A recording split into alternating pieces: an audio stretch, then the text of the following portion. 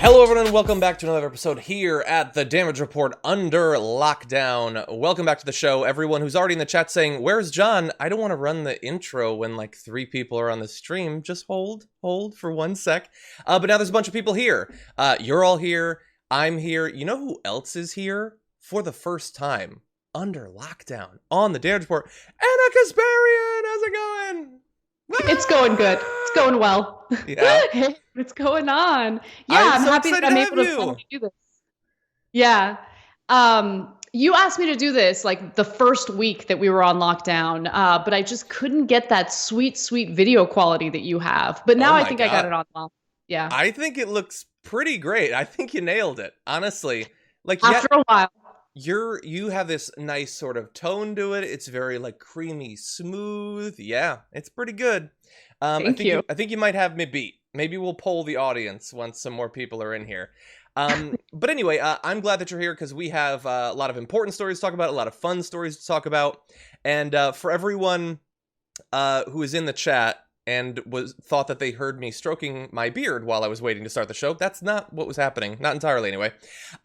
So we're going to be reading some of your super chats and comments throughout, so feel free to get involved. If you haven't already hit the like button, that would be a great way to start off this whole experience we're embarking on. Let more people know about the stream and all of that. And with that, I think that we can probably get into the first story. I mean, we're going to be talking about the lockdown protests. We're going to be talking about AOC's challenger, Fox News misinformation, Steve Mnuchin, what's money? He doesn't really know. And so it should be a lot of fun. So why don't we launch into it, Anna? Let's do it. Okay. In multiple states across the country, right-wingers, not entirely, but almost entirely right-wingers, are now protesting against quarantine measures that have been put into effect by mayors, governors, and all of that. They're not happy about it, and we are finding out more about these protests as time goes on. For instance, so this is one of the Michigan groups, the Michigan Freedom Fund, according to Progress Michigan, is apparently a Betsy DeVos-backed corporate front group. So Betsy DeVos, of course, in the Trump administration, has been providing funding to these.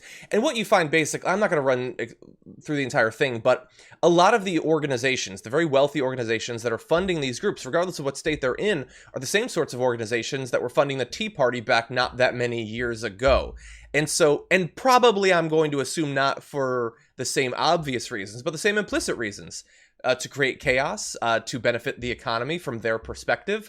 And again, if people have to die, Anna Kasparian, it's not going to be them. Betsy DeVos isn't going to be exposed to coronavirus. It's really incredible to see what's happening. And I think that there are two things that we need to consider when trying to understand what's at play. So on one hand, there's an issue with misinformation campaigns. I know from personal experience, people in my personal life have asked me all sorts of questions about conspiracy theories that they've read on social media. And so you unfortunately have to not only debunk those conspiracy theories, but urge people to take these social distancing measures seriously. There are bad actors at play, of course, both when it comes to misinformation and when it comes to funding these types of protests. But I think that it would be a mistake to avoid addressing a very real concern that people have. Look, we forget that Congress has really failed in offering a real financial solution for people who have been laid off. So some of these people are clowns and they don't know what they're doing and they're just listening to what Fox News tells them to do. On the other hand, though, I think there are people who aren't able to pay their bills. They've been unable to file for unemployment because the unemployment system in every state is overwhelmed and overburdened. They're not even able to get through and apply.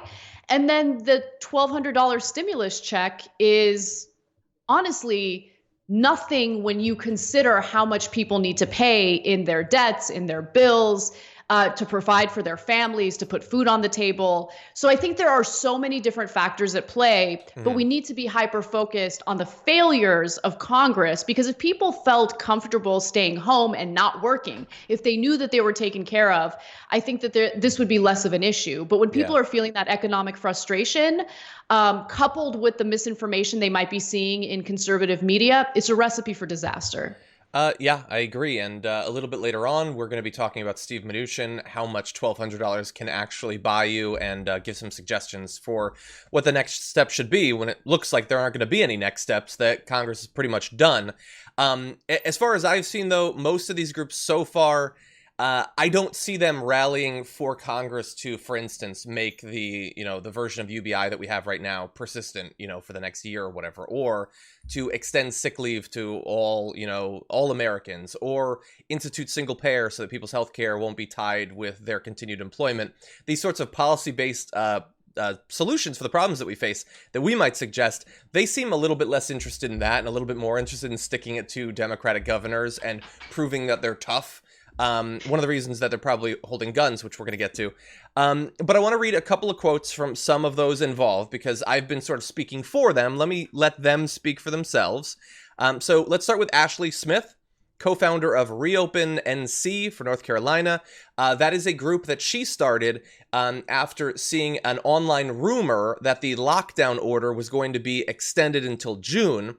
It wasn't true, and in fact, North Carolina's lockdown order is going to end in 3 days unless it's extended, but the group remains, even though it's based on nonsense. And so here's what she had to say. When it's my time to go, God's going to call me home. I think that to live is inherently to take risks. I'm not concerned about this virus any more than I am about the flu. So a couple months of increased education about, what coronavirus represents, how it is different from the flu, has been successful in educating some Americans, but not others. And I would remind people again that it is one thing to say, I am willing to take a risk with my life. But this is not like, this isn't cliff diving.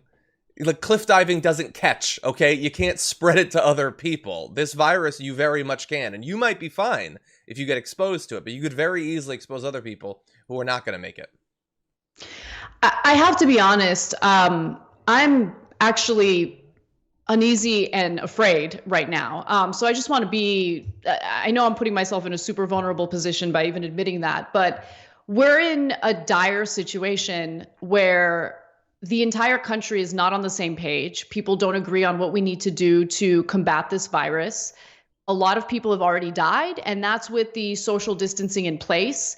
If these red states continue to loosen restrictions, if right-wingers, talking about private citizens, refuse to even follow the social distancing guidelines, more and more people are going to die. And any positive development that we've seen is going to be undone. And I worry about that, because we have Donald Trump as the president. He changes his opinion from one day to the next. He was threatening to reopen the economy. And then he had a meeting with business leaders yesterday for an hour, and he changed his mind. And he said that we wouldn't reopen the economy until we had widespread testing available.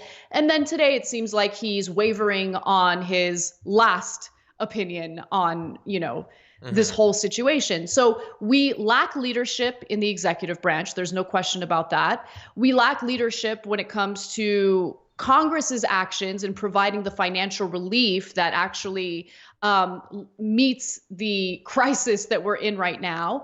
And we have endless misinformation campaigns on conservative news sites, conservative cable news outlets, and on social media. Yeah. So I don't see anyone really tackling these issues in a substantive way, and it's terrifying. Yeah, and in terms of the misinformation, we're going to have more on that in just a bit.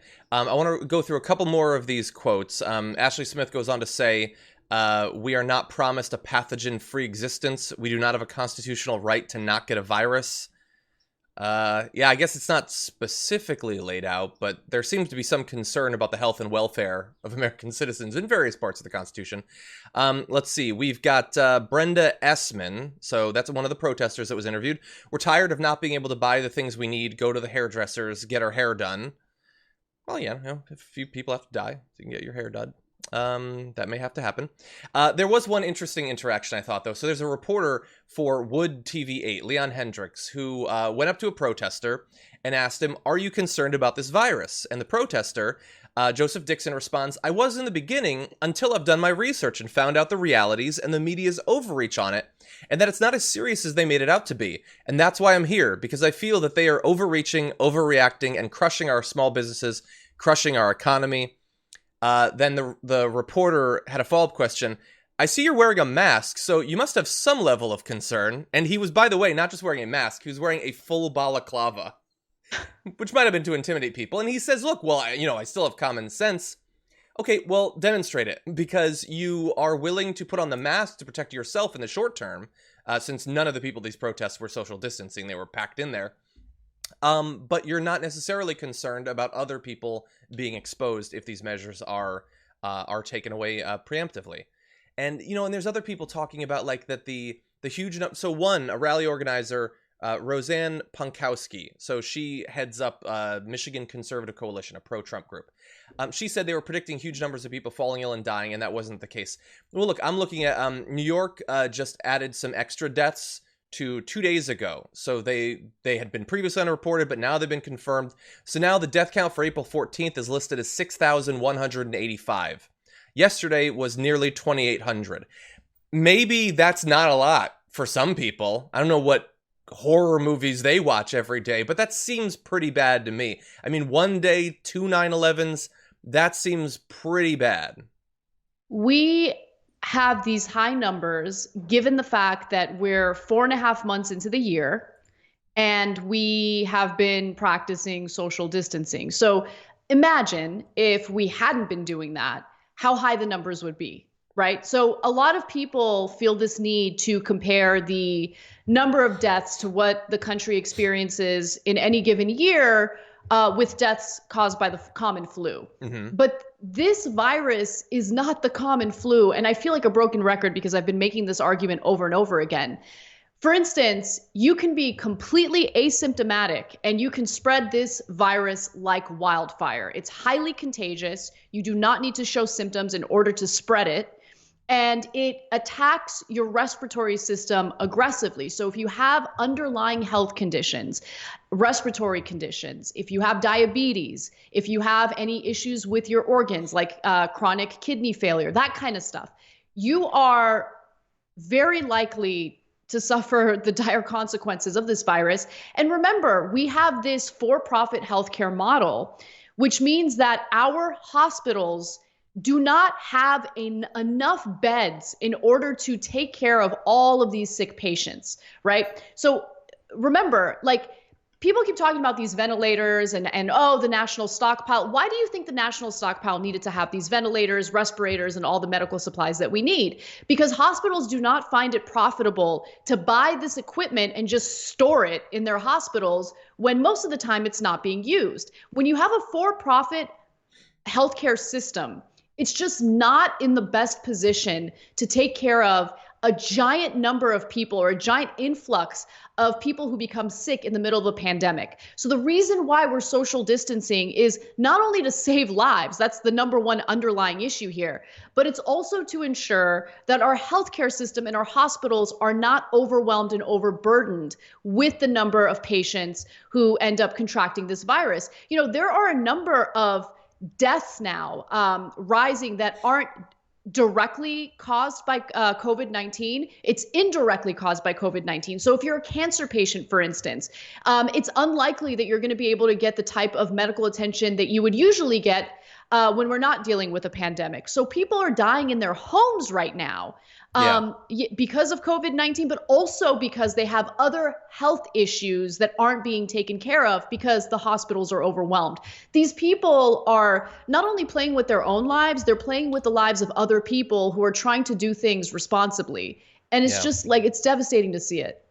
Yeah, 100%. And to see these people rallying, and by the way, the rallies are basically Trump rallies. People have the MAGA hats. Let me show you this one photo. There's bring guns. Guns have absolutely nothing to do with it, but they're packing, assault rifles. That's necessary. And they trust Trump. I mean, like the reporting from a couple days ago where he kept asking and kept having to get corrected when he said, why can't we just let it wash over America? Yeah. And let all these people die with no defense whatsoever. Like, have you seen like prominent former Trump supporters, maybe in the media or something, saying, wait a second, that seems like a bit of a red line to cross, consigning hundreds of thousands or millions to die with no protection whatsoever because you think it's easier? But that's gone. That story's gone. I'm literally the only person that's going to mention it today, and tomorrow, not even me. We're all going to move past his theory that we should just let millions die. We need to talk about a relatively new show called the Republic, or UNFTR. As a Young Turks fan, you already know that the government, the media, and corporations are constantly peddling lies that serve the interests of the rich and powerful. But now there's a podcast dedicated to unraveling those lies, debunking the conventional wisdom. In each episode of the Republic, or UNFTR, the host delves into a different historical episode or topic that's generally misunderstood or purposely obfuscated by the so-called powers that be, featuring in-depth research, razor-sharp commentary, and just the right amount of vulgarity. The UNFTR podcast takes a sledgehammer to what you thought you knew about some of the nation's most sacred historical cows. But don't just take my word for it. The New York Times described UNFTR as consistently compelling and educational, aiming to challenge conventional wisdom and upend the historical narratives that were taught in school. For as the great philosopher Yoda once put it, you must unlearn what you have learned. And that's true whether you're in Jedi training or you're uprooting and exposing all the propaganda and disinformation you've been fed over the course of your lifetime. So search for UNFTR in your podcast app today and get ready to get informed, angered, and entertained all at the same time.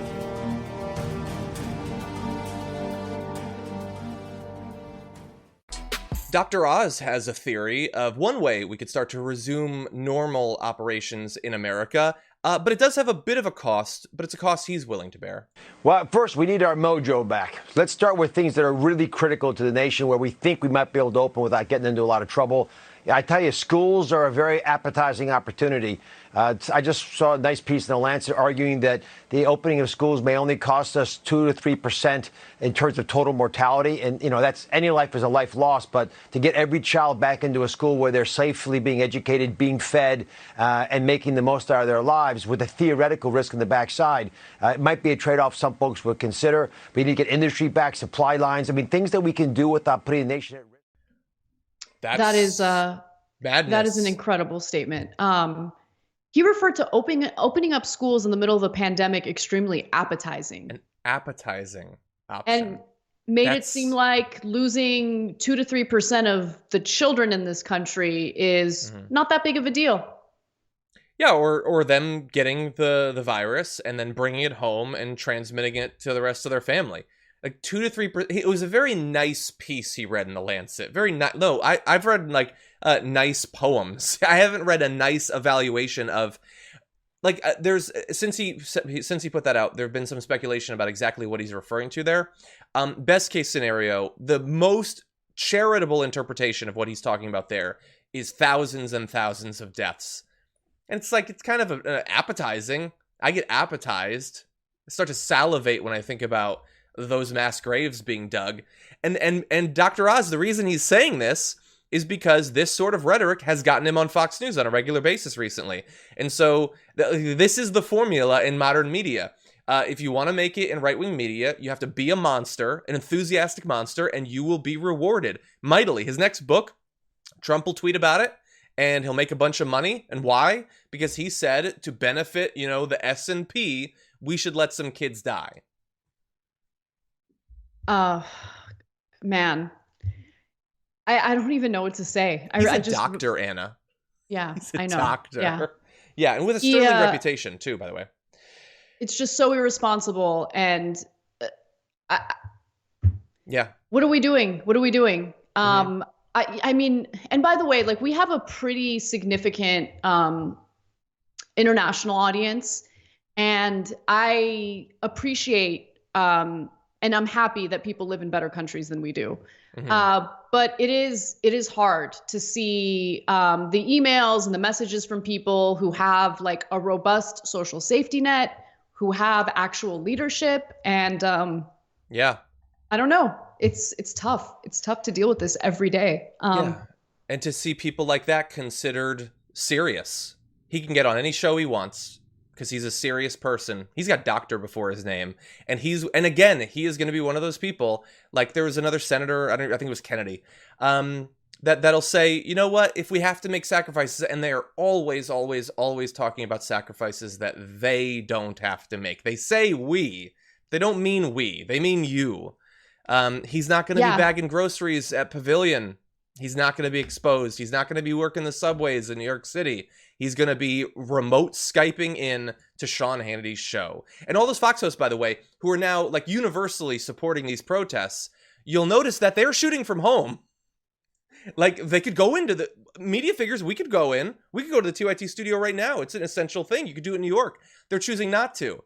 Okay, so they're very supportive of forcing people to go back to work, but they're choosing not to. Why? Because they know how dangerous it is. They just won't extend the concern they have for their own lives to everyone else.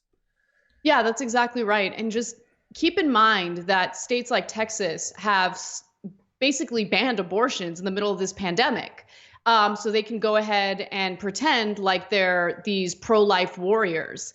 But at the same time, you hear the type of commentary that we just heard from, I was about to call him Dr. Phil. Dr. Oz. Dr. Oz, yeah. They both have issues. The kind of commentary we hear from Dr. Oz, I mean, just how incredibly like flippant they are about children getting sick, possibly passing this virus on to their parents and their families. And it's just, it's amazing. They've never actually cared about unborn like fetuses. Like, they've never actually cared about that. It's always been a political move to earn brownie points. And it's always been, you know, meant to punish women who happen to get pregnant when they don't want to get pregnant. Yeah. That's all it's always been. Because look, this pandemic has really revealed so much about the country we live in, how many of these politicians and pundits are really nothing more than frauds.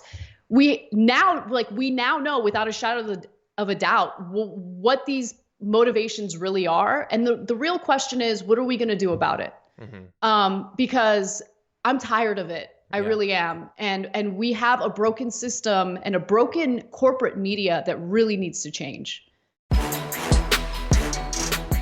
For weeks now, we have been incredibly critical about the coronavirus misinformation that some in the media have been so willingly spreading. Chief among those are the personalities at Fox News, who from the very beginning, when they weren't downplaying coronavirus, they were spreading misinformation about it, and that has continued.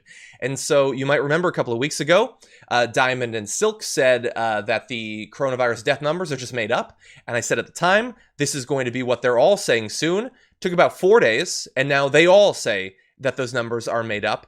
And what do you know? Polls now show that the vast majority of Fox News viewers think that those numbers are fabricated. Here's a little chart. If you're on mobile, good luck reading it, but I will sum it up for you. The people on the left are those who watch Fox News frequently. The orangish red bar are those who believe that fewer have died than the official count, and that is not only the plurality, that's about, it's above 40%, I believe. And you can see that if you get over to people who don't watch Fox News, almost nobody believes that, and most believe that more have died than the official count. That's also very similar to all respondents when you talk to them. It's also the truth, because we know that some people are not being diagnosed, they're not being treated, they're dying at home and thus not being counted. And I have no idea what the difference between the official numbers and the actual numbers are, and I feel perfectly comfortable talking about the official numbers. They are high enough that everyone should be outraged by them.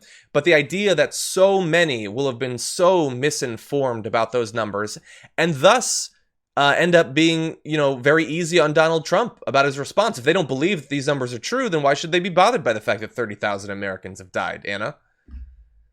Yeah, it's pretty incredible. I mean, look, conspiracy theories might have a little credibility to them if it's a situation in which the rich and powerful benefit and the poor suffer, right?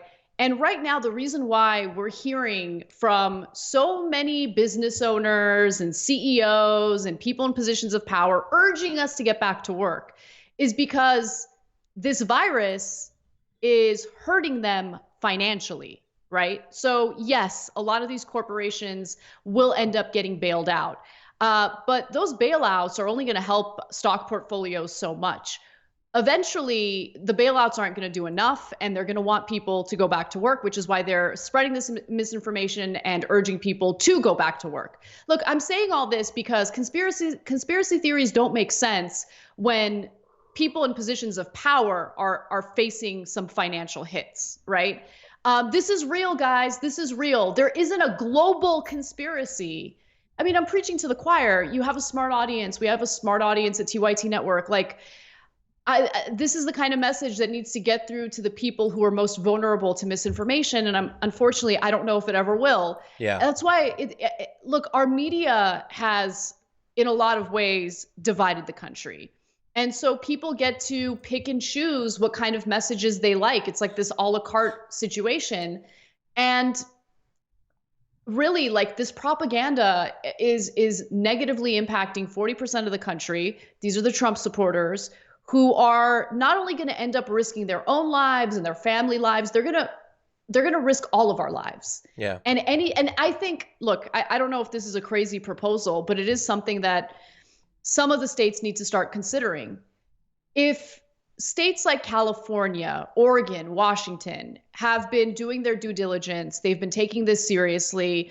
I think, Gavin Newsom is not my favorite politician, but he's done an excellent job in the state of California in coping with and dealing with this pandemic.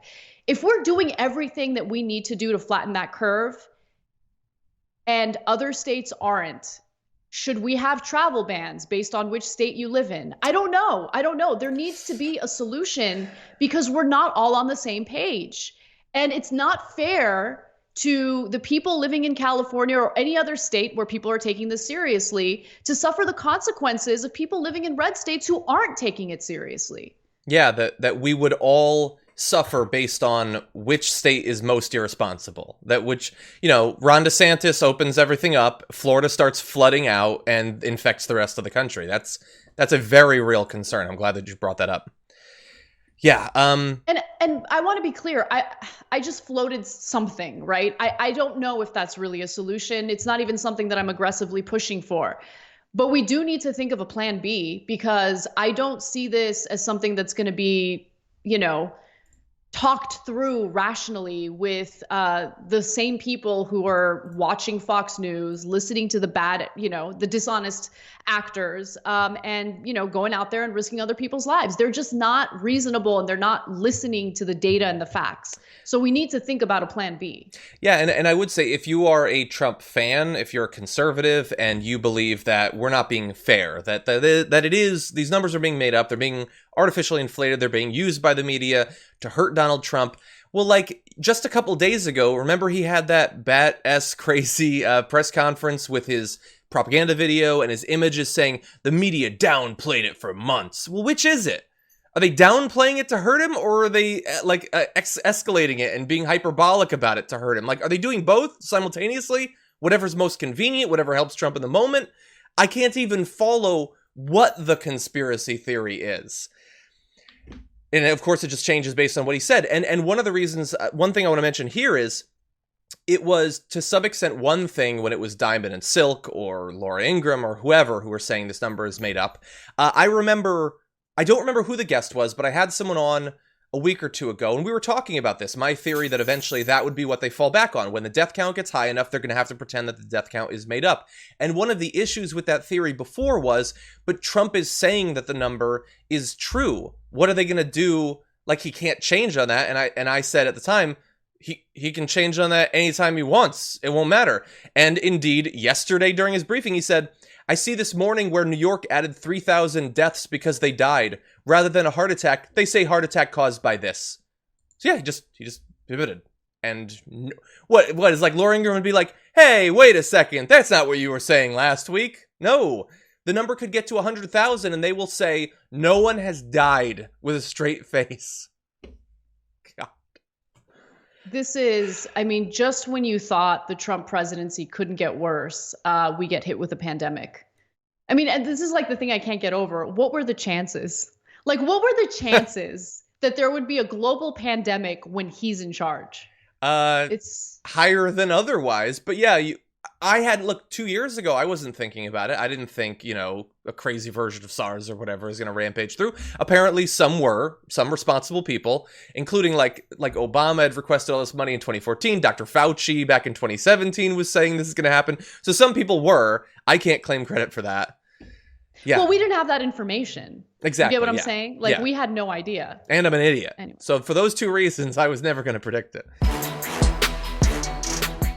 When it comes to the government's response to coronavirus, the money they've dished out to help get us all through it, the little bit that has gone to us comes in the form of a $1,200 check, which to me didn't seem like much, but maybe I just don't have the right perspective. Here is an economic expert, Steve Mnuchin, on how long it should last. These checks in the mail or direct deposit, it's really bridge liquidity for people as they go through these difficult times. Bridge liquidity for about 8 weeks? Well, I think the entire package provides economic relief overall for about 10 weeks. So, thank you. I need bridge liquidity. I just need to get through for 10 weeks. And him sort of implying, and I understand we're going to finesse it in a bit, but implying that, like, no, you're good for literally months. It was strong, like, disconnected oligarch vibes, and perfectly summed up by AOC, who tweeted, "It's your monthly rent, Michael. What could it cost? $10?" Which is a great Arrested Development reference there by the representative. And look, he's not just saying the $1,200. He's talking about the unemployment as well, I suppose. Okay, this is the level of concern they have for us. People who they've lost their health insurance, they're worried about paying their rent, all of that.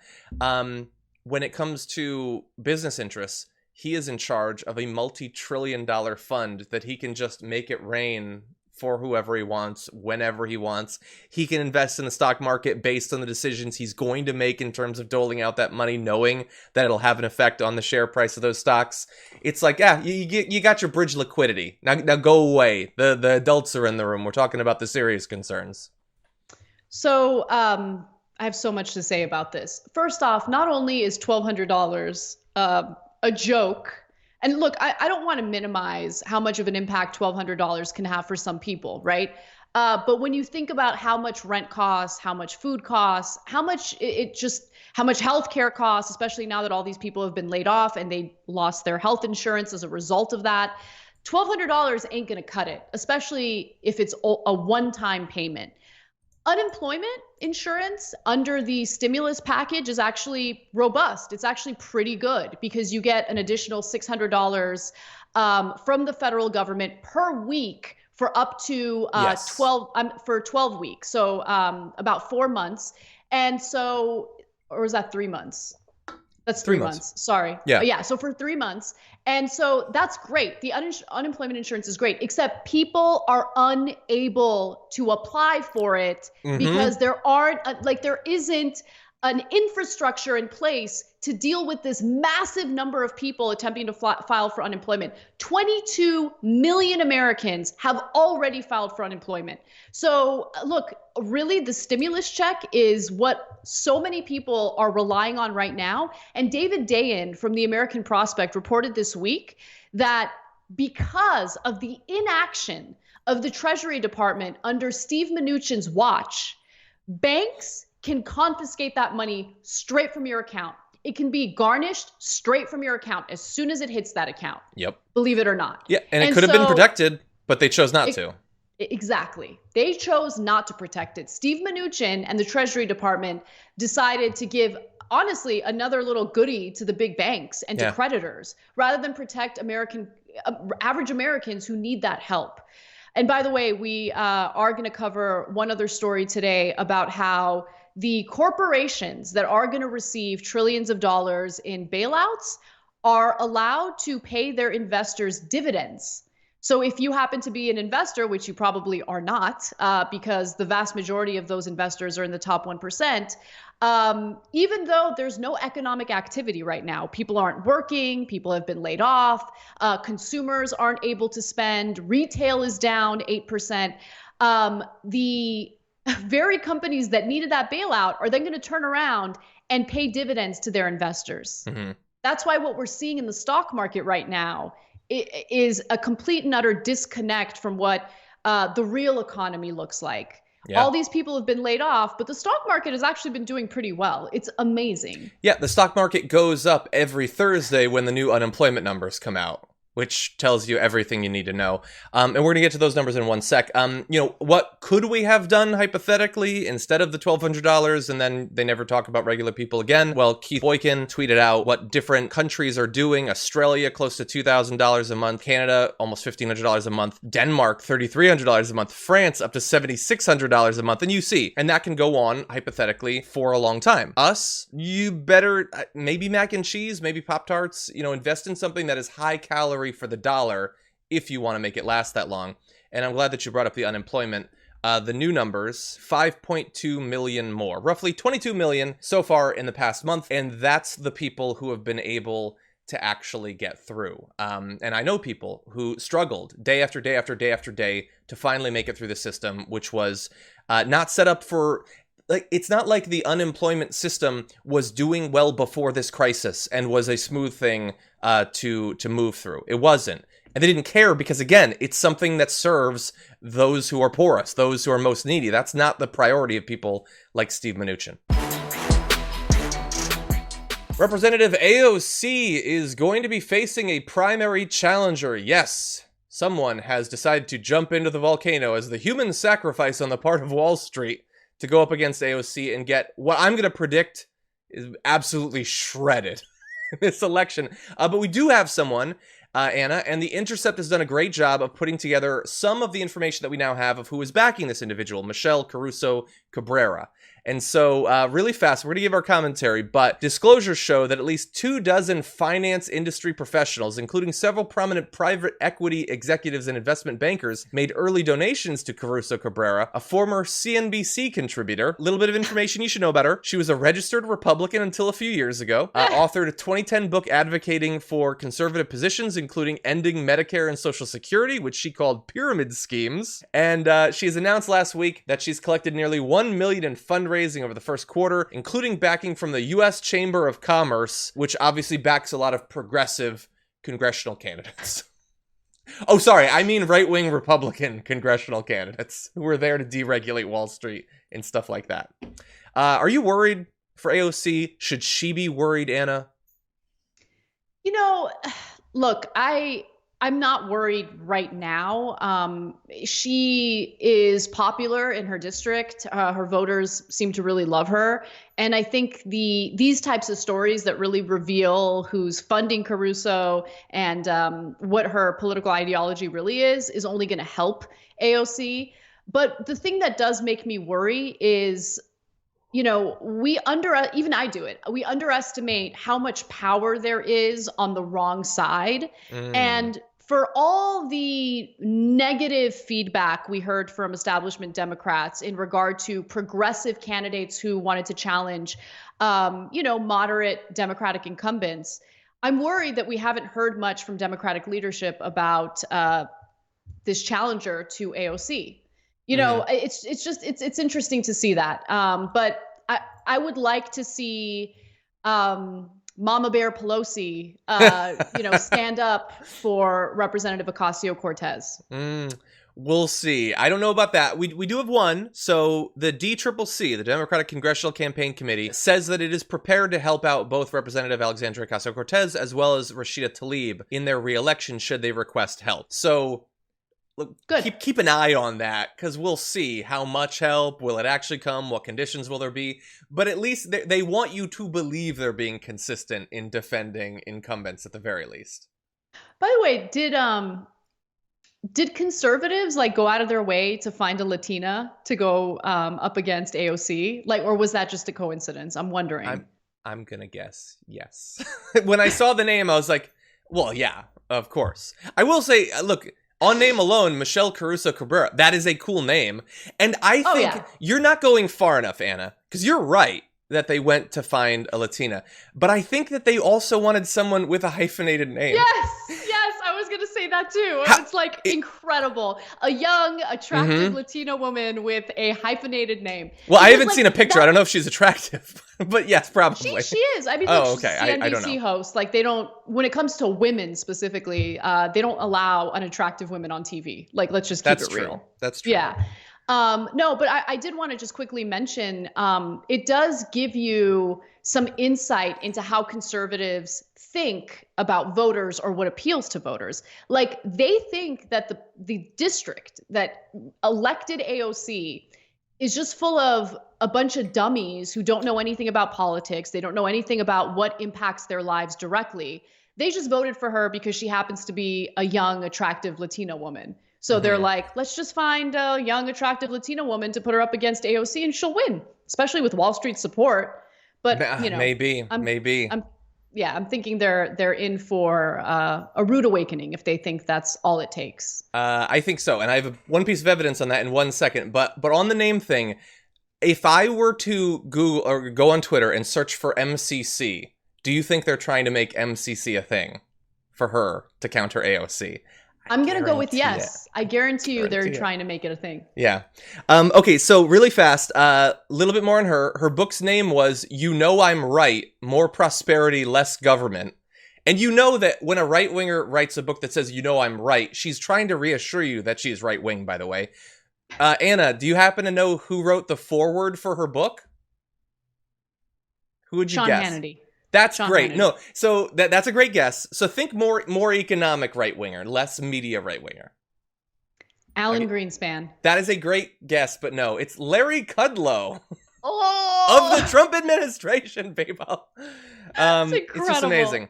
And look, you might say it is unfair of us to judge her based on her party ID and what she advocated in foreign books. That's perhaps fair. So we should judge her based on what position she now has. And I would, but on her website, there's nothing about her policies.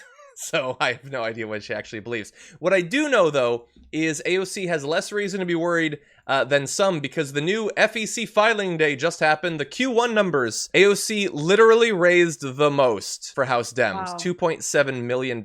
Katie Porter with $2 million raised. Get it? Woo! Love it. She is Love really it. something, man. She is on fire.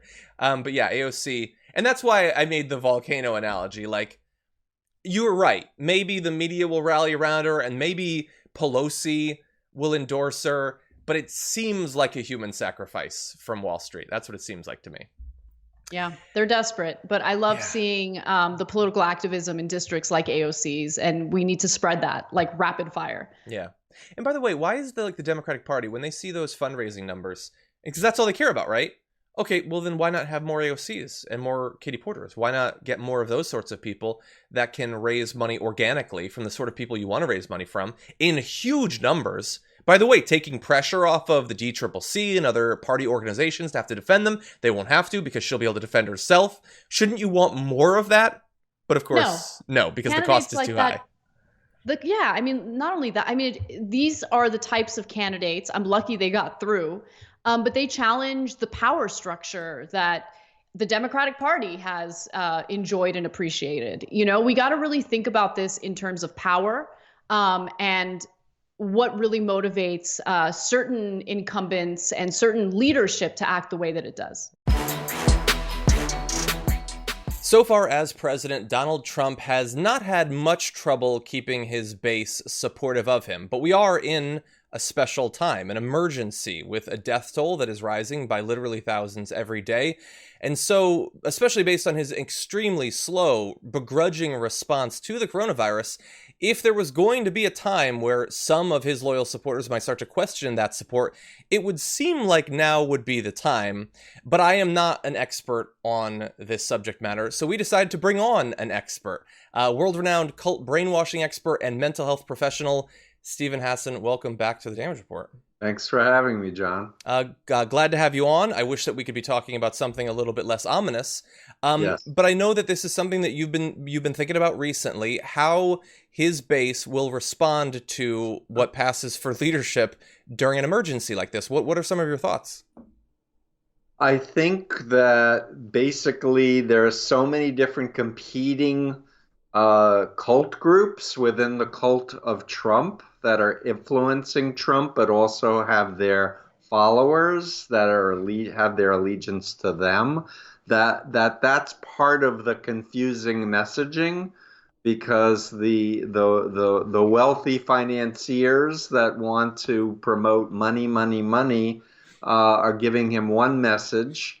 The religious folks who are saying this is all about the last days and Armageddon and have faith, and if you're meant to be, taken and die, as long as you're right with the Lord and follow those particular leaders, then everything's fine.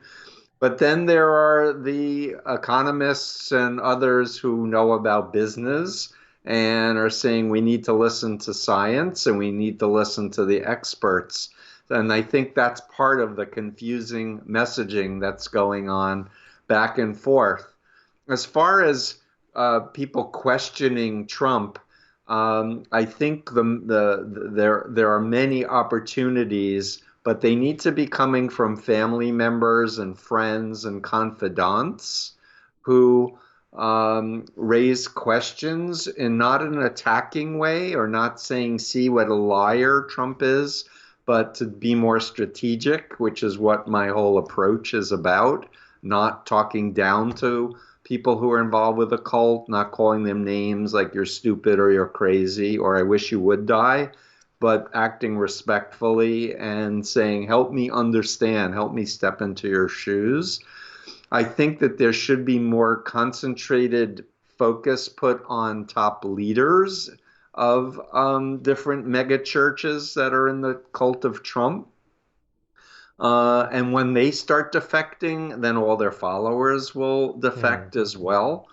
So I think and I should say Pat Robertson, if I'm remembering correctly, when Trump threw the Kurds to the Russians, said something like Trump has to be careful because he may lose the blessing of God. That was the closest thing to a crack in the cult of Trump base that I heard. But there's definitely opportunities here to create what's known as cognitive dissonance or conflict within people's minds between should I stay home, and socially distance, or I like the term physically distance, or do what my pastor or my prophet or my apostle tells me to do and go to church. And so there's definitely conflict happening, and some people are disobeying their apostles and staying home, and that those people need to be encouraged that they're doing the right thing. Yeah, and I hope that they're receiving that from the top, from their social circles, from everywhere. You mentioned that we should be focusing on the leadership, and you mentioned mega churches. I don't remember the exact names, but I'm sure that you've seen anecdotally that I believe at least 2 leaders of churches who had said, we're not going to abide by these recommendations to physically distance ourselves. They eventually died from coronavirus. And I wonder if the people who follow them, if they will see that as an act of bravery and self-sacrifice, or if maybe it'll be a moment to potentially awaken and wonder if they should have been following this individual, or if both the group and the leader had followed scientists, if they might have had some better outcomes. It's a very good question. And I'd say the critical thing, and I'm hoping to hear much more of this, is for dedicated, fervent Christian ministers who actually know the New Testament should be reaching out to the people in these churches where the leaders have died to actually remind them of what Jesus taught and what the New Testament is. It's a great opportunity to help people to wake up from that. I don't think people are going to necessarily arrive at that on their own, but again, it depends on who's in their circle of trust and whether or not people are seeing the role modeling of fervent Christian ministers and other churches that are preaching the gospel but are saying we need to listen to what the Bible says, which is listen to the governmental authorities, is what it says in the New Testament. according to ministers that I know. Yeah. For some of his base, the group that isn't necessarily following him based on, their religious beliefs, but a more ideological or, liking the idea of him as a strong leader who's going to return America to greatness, this sort of thing, that he campaigns based on this. That's his brand, sort of. I wonder, do you think can that hold, and for what percentage can that hold, in a time when the economy is doing absolutely horribly? Another more than 5 million people entered the unemployment rolls this last week, and that's probably an undercount. The death toll is going up significantly every day. If that starts to get to the 50,000s, the 100,000, the 200,000, will that potentially cause some people to question if he is the authoritative figure that can keep them safe that he presented himself as? Yes, I do think that's the case.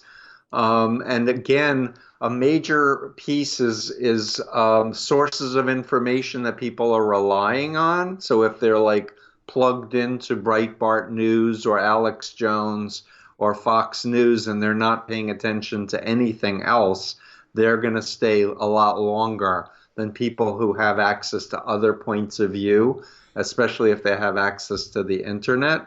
I also want to say that there's a rule of thirds that I think about, which is, 1/3 will probably stay faithful or brainwashed, 1/3 would leave, and 1/3 could go either direction depending on other influence variables that are happening. So that's what I'm thinking right now. Yeah, and so I guess we've had this sort of conversation before. If he gets a second term, I'm sure we'll have it again at some point. But right now Please don't say we're going to get a second term. You never know. I don't want to put that out there. I know, but I feel like only if they cheat will they get a second term. Well, so I'm hoping for paper ballots for everybody. That's true, and the ability to actually vote and not expose yourself to coronavirus.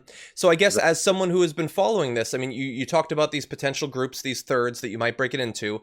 From your point of view, or I suppose from Trump's point of view, how worried should he be going into this election in terms of his ability to keep that base satisfied, to potentially grow it?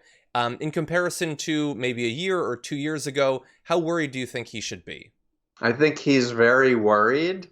And I think, and I literally just made a little video saying, after he said he claims total authority to make all the decisions, that the cult leader playbook is to never leave power, to extend it. So my unfortunate prediction when he first was elected president was that he, when it came to the second term, would create a false flag, a dirty bomb incident or something, declare martial law, and stay in power. Now with the pandemic, and apparently William Barr is making explorations on whether or not these emergency powers can be put into place. It really depends so much on major decisions, and people with integrity who love the Constitution, people who want the separation of church and state, in the military and the intelligence areas coming together to stand up against this cult leader, cult of Trump. Dark words. But sorry, but no, you're being honest. That's how I see it. Yes, and for everyone at home, if you do know individuals who are part of one or another of these groups that we've been talking about, you should definitely look into Stephen's writing, because I think he's done a lot of great thinking and has created a path, a framework for people to actually get through. And so I appreciate both your past work and also joining us on the show once again. Thanks so much for having me, John. Love to do it again. Thank you.